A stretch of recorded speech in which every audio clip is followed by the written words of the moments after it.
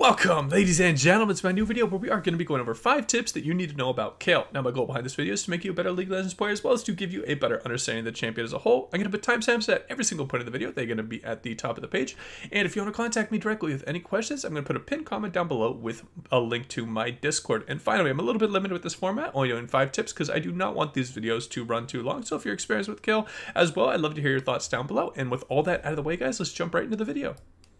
Alright, and getting into tip number 1, 2 very important things that everyone needs to understand before getting into a game. You need to have a quick self-cast modifier on. The last thing you would want to do is be in a really important late game team fight and you ultimate the wrong person. So making sure that you have this set up is going to make sure that you can always very quickly throw your W and R down on yourself when it is needed. The next thing I want to talk about, you can always extend the Q range by hitting any target. As you can see here, I'm going to throw a Q out and it's going to miss this back target dummy, but if I throw it on either a minion or an enemy champion, it is going to extend and hit that back target. It does not matter how far away you are when you are hitting that first target dummy, it will always hit that backline minion. The splash zone is going to be the exact same from the point of contact on the enemy target dummy. This is going to be very important, particularly for AP builds when this gets to a very high number, doing 600 damage with a full build, and giving the magic and armor shred is so big, just really allowing you to burst out a lot of those frontline champions. And that will wrap up tip number 1 for Kayle.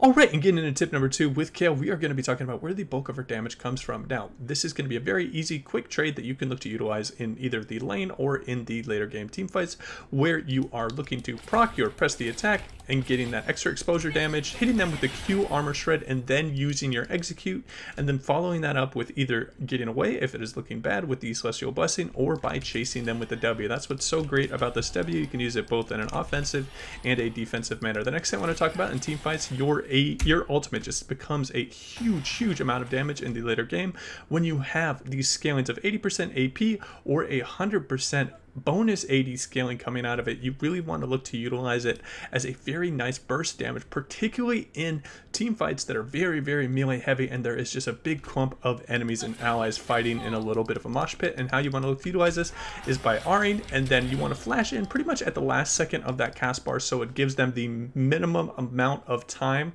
to react to it. The last thing you would want to do is do an R and then flash in, giving them time to flash out or use a mobility spell. So always look to flash the absolute last part of your divine judgment, getting a lot of burst damage in a very quick amount of time. And that will wrap up tip number 2 for Kayle.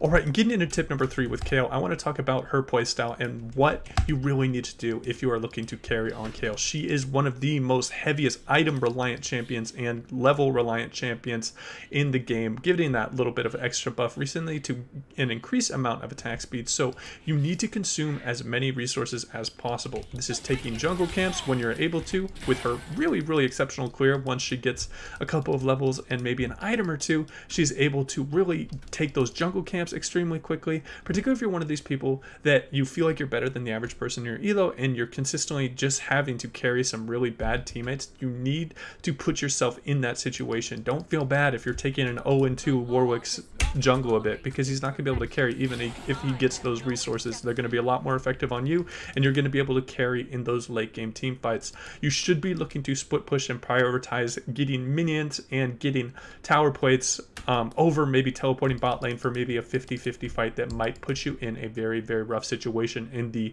early game. And that will wrap up tip number 3 for Kayle. Alright, and getting into tip number 4 in late game team fights, this is really where Kayle starts to shine and where you need to be performing at a extremely high level.